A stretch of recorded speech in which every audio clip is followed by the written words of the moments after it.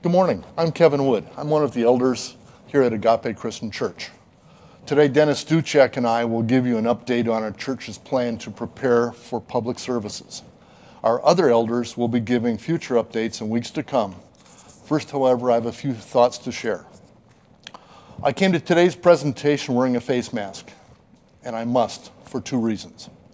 First, our son and our family doctor insist I wear a mask. I must avoid being in enclosed spaces with folks. It turns out that I am one of the congregation's members at higher risk from the COVID-19 virus. My risk is driven by my history of open heart surgery, 3 additional cardiac and circulation issues, and to top it off, a history of recurring pneumonia. Surprisingly, I don't have a sign painted on my forehead saying, "Unclean, stay away at all costs." Most importantly, second, I wear a mask because I don't want to be responsible for infecting anyone else in our congregation, in our community, in my neighborhood, who may be at risk, perhaps unknowingly. Back to my medical advisors. They have specific knowledge and experience with this virus.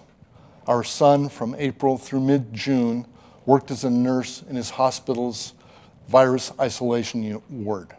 He worked 12-hour shifts, helping to care for seriously sick patients, most of whom thankfully survived. Some didn't. Our family doctor has tested for this virus, cared for and mourned for some of the virus's victims. I choose to listen to them and wear a mask. I also choose to only attend live stream services for the foreseeable future. And that foreseeable future for me will probably extend for many more months. Truly, the point of my message today is to ask each of you to choose wisely until this virus passes or is under reasonable control. It is not a choice that affects just you. It is a choice that may affect others. Your choices count. The elders are prayerfully taking guidance from medical folks and following the directions from the governor's office. The governor, like us, is dealing with a frustrating, changing set of information. His decisions depend upon future unknowns. His executive orders, currently in stage 4, runs through Friday, April 3rd, unless the governor rescinds, modifies, or extends it. The stage 4 requirement specifies in sections 12 and 7 that places of worship maintain social distancing of 6 feet between family groups and encourages meeting via live stream means. The elders are as frustrated, worried, and frankly fed up as many of you are. There is very little clarity. The timing of the executive order updates on Fridays, which is not helpful for those of us trying to make plans for Saturdays and Sundays. The elders also worry for the health of the congregation, physically and preeminently spiritually. The elders are charged biblically to watch over the congregation. Hebrews chapter 13 addresses that. We desperately want worship with all of you personally again. We have a biblical duty to protect the vulnerable. And we have a biblical duty, Romans 13, 1 through 7, to follow the specific directions from the governor's office. The elders have decided that we must meet our biblical obligations and follow, until at least July 3rd, the governor's executive order stage 4 requirements. Please keep in mind, these orders will be revised and changed, and Agape's plans will change accordingly. Dennis will review our plan to do that, but first I have a couple of thoughts to share. First, we are blessed with the means to gather for live stream worship on Saturday nights and Sunday mornings. And note, because of that blessing, we have also received a secondary blessing of a few minutes of free time. We don't have to gather ourselves up and travel to and from the church building. So because of this blessing of time, we can choose to use that time to be kind and gracious, to be a blessing to others.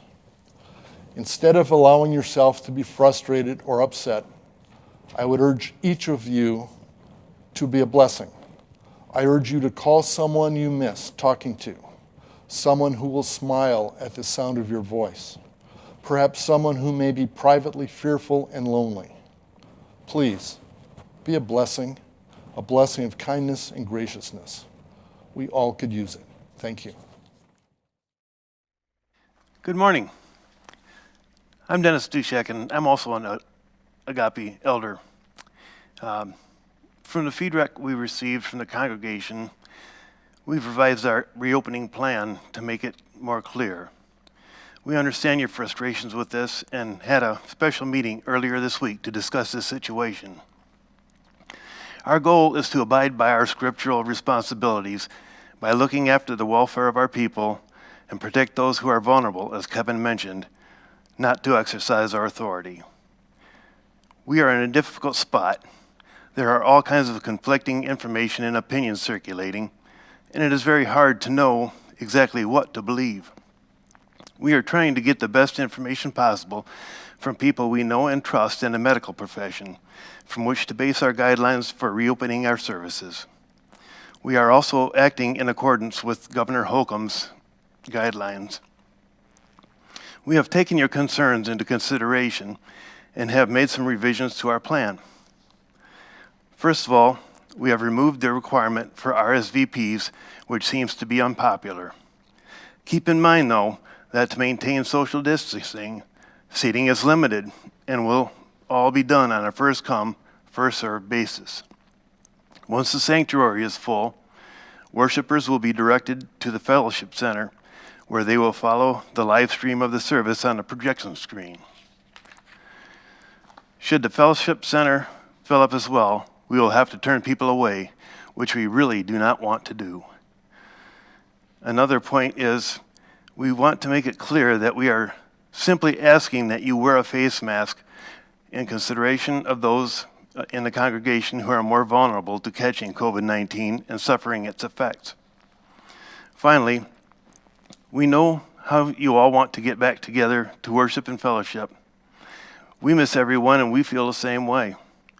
But like Kevin, if you're in the most vulnerable group of those who are over 65 years old and with underlying medical conditions, we ask that you would please continue to worship at home through live stream service to protect yourself from possible infection. Also, if any of you are feeling ill in any way, please think of others who are vulnerable and worship at home to keep them safe.